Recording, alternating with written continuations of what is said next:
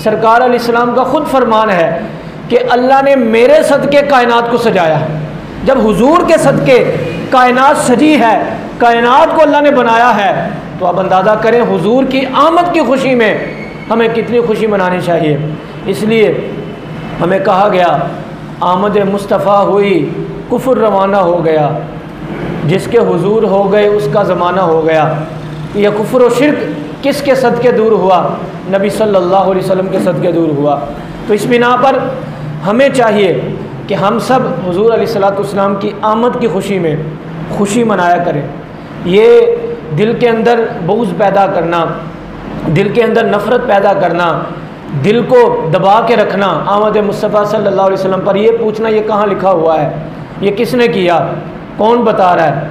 हमारे असलाफ़ ये फ़ैसला कर चुके हैं, हमारे असलाफ़ ये कह चुके हैं, गैज़ से जल जाएँ बेदीनों के दिल, या रसूल अल्लाह की कसरत कीजिए। जो बेदीन हैं दिल उनके जलते हैं, जो हुजूर वाले नहीं, जो नबी वाले नहीं, जो दीन वाले नहीं, वो जलते हैं। लेकिन जो दीन वाले हैं, जो नबी वाले हैं, जो रसूल वाले हैं, जो सहाबा वाले हैं, जो अहले बैत वाले हैं, जो औलिया अल्लाह वाले हैं, वो उनके दिल जलते नहीं, बल्कि दिल के अंदर नूर अल्लाह अता फरमाता है। दिल के अंदर मुसर्रत पैदा होती है कि हुजूर आ गए, हुजूर आए कुफ्र और शिर्क दूर हो गया, हुजूर आए कायनात सज गई, हुजूर आए बुत परस्ती टूट गई, हुजूर आए तो अल्लाह तबारक व तआला ने ये चमक, ये दमक अता फरमाई। तो इसलिए आला हज़रत इमाम अहले सुन्नत फरमाते हैं, चमक तुझसे पाते हैं सब पाने वाले, मेरा दिल भी चमका दे चमकाने वाले। सरकार सल्लल्लाहु अलैहि वसल्लम के नाम की इतनी चमक है कि जो नाम लेता है दिल के अंदर चमक पैदा हो जाती है। जो हुजूर से प्यार कर ले, हुजूर की आमद पर खुशियाँ मना ले, तो अल्लाह तबारक व तआला याद रखें दुनिया व आखिरत में बेइंतहा बरकतें अता फरमाता है। इसलिए कुरान की आयत जो पढ़ी, व इन तउद्दू निअमतल्लाहि ला तुहसूहा, अल्लाह फरमाता है अगर तुम अल्लाह की नेमतें शुमार करने लगो तो नहीं शुमार कर सकते, नहीं गिन सकते अल्लाह की नेमतें। अल्लाह की नेमतें इतनी हैं कि हम गिन नहीं सकते, और जो सबसे बड़ी नेमत है उसका तो हक़ ही नहीं अदा कर सकते। सबसे बड़ी नेमत हुजूर अलैहिस्सलातु वस्सलाम की सूरत में है, नबी की सूरत में है। यकीन करें रब ताला ने जो मुसलमानों को इज़्ज़त अता फरमाई, वो अलग बात है कि मुसलमान अपने अमल की वजह से, अपने किरदार की वजह से इतना गिर गया, अपने किरदार की वजह से इस कदर वो दीन से दूर हो गया कि गैर हमें देखकर शर्माते हैं।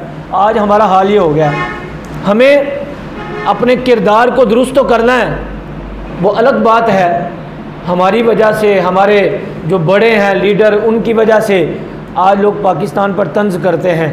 लेकिन अगर देखा जाए कि पाकिस्तान भी हुजूर के सदक़े बना, मैं क्या क्या बात करूं, हर चीज़ अल्लाह ने हुजूर के सदक़े अता फरमाई है। तो नबी अकरम सल्लल्लाहु ताला अलैहि वसल्लम की आमद की खुशी में किस तरह खुशी मनानी चाहिए? आमद रबीउल अव्वल हो जाए तो क्या करना चाहिए? कसरत से हुजूर की ज़ात पर दुरूद पढ़ें, दुरूद पाक की कसरत करें, आमद मुस्तफ़ा पर नियत करें कि हम नमाज की पाबंदी करेंगे, आमद मुस्तफ़ा पर यह इरादा करें माँ बाप के नाफरमान हैं तो फर्मा बरदार बन जाएंगे, आमद मुस्तफ़ा पर यह इरादा करें कि हम गरीबों का भला करेंगे, आमद मुस्तफ़ा पर यह नियत करें कि इंशाअल्लाह तबारक अल्लाह दीन के साथ वफ़ादार रहेंगे, नामूस रिसालत सल्लल्लाहु अलैहि वसल्लम के पहरेदार रहेंगे। ये आमद मुस्तफ़ा का तकाज़ा है। इन तकाज़ों को हम भूल गए। ये लाइटिंग लगाना, झंडियाँ लगाना, ये भी खुशी की एक अलामत है, लेकिन इससे बढ़कर खुशी ये है कि अपने दिल के अंदर अगर कुफ्र का जंग लगा हुआ है, फिस्क का जंग लगा हुआ है, दिल के अंदर अगर दीन से दूरी का जंग लगा हुआ है, उस जंग को नबी के नाम से धोकर उस दिल के अंदर नूर मुस्तफ़ा अलैहिस्सलातु वस्सलाम को जगा दें, उस दिल के अंदर वफ़ादार मुस्तफ़ा सल्लल्लाहु अलैहि वसल्लम का नारा लगाकर उस दिल के अंदर जगा दें, उस दिल के अंदर नामूस रिसालत का नारा लगाकर उस दिल के अंदर ये नाम पैदा करें या रसूल अल्लाह सल्लल्लाहु अलैहि वसल्लम का। तो इस बिना पर हम रसूलुल्लाह के, जन्नत रसूलुल्लाह की, ये उस वक्त होगा जब हकीकत में नबी पाक साहिबुल औलाक सल्लल्लाहु ताला अलैहि वसल्लम के वफ़ादार बनेंगे।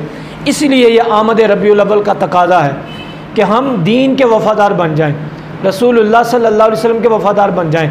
वफ़ादारी क्या है जो मैंने इशारतन अर्ज़ की, वो ये है कि मस्जिद के साथ प्यार करें, नमाज के साथ प्यार करें, माँ बाप के साथ मोहब्बत पैदा करें।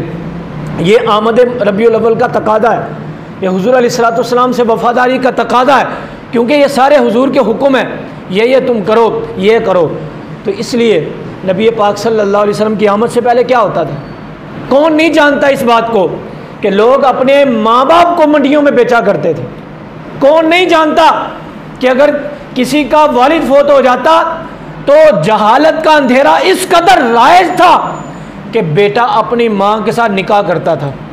कौन नहीं जानता कि लोग अपनी बेटियों को जिंदा दरगोर करते थे। ये हुजूर की आमद से पहले की बात है।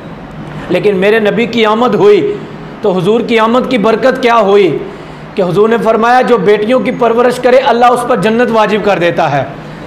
वो माँ कि जिसको लोग मंडियों में जाके खुद बेचा करते थे, वो माँ कि जिसके साथ नौजवान निकाह करता था, गलतकारी करता था, मेरे नबी ने इरशाद फरमाया जिसने अपने माँ के पाँव को चूम लिया, यूँ समझ ले उसने जन्नत की चौखट को चूम लिया। ये हुजूर की आमद की बरक़ात हैं, उन बरक़ात को समझे। वो वालिद जिसकी कोई इज्जत नहीं करता था, वो नौजवान अपने वालिद को पत्थर मारते थे, थप्पड़ों की बरसात करते थे, कहना नहीं मानते थे। मेरे नबी आए फरमाया कि जिसने बाप की इज्जत की, समझ लो कि जन्नत के दरवाज़ा उसके लिए खुल गया है। ये हुजूर सल्लल्लाहु अलैहि वसल्लम की आमद है, ये आमद की बरक़ात हैं। जब इतनी बरकतें मिली हों, अल्लाह तबारक व तआला ने इतनी नेमतें की हों, इतने फजल किए हों हम पर, किस वजह से? आमद मुस्तफ़ा की वजह से। तो हमारा हक बनता है कि आमद मुस्तफ़ा हो, आमद रबीउल अव्वल हो। क्योंकि रबीउल अव्वल क्यों है आमद?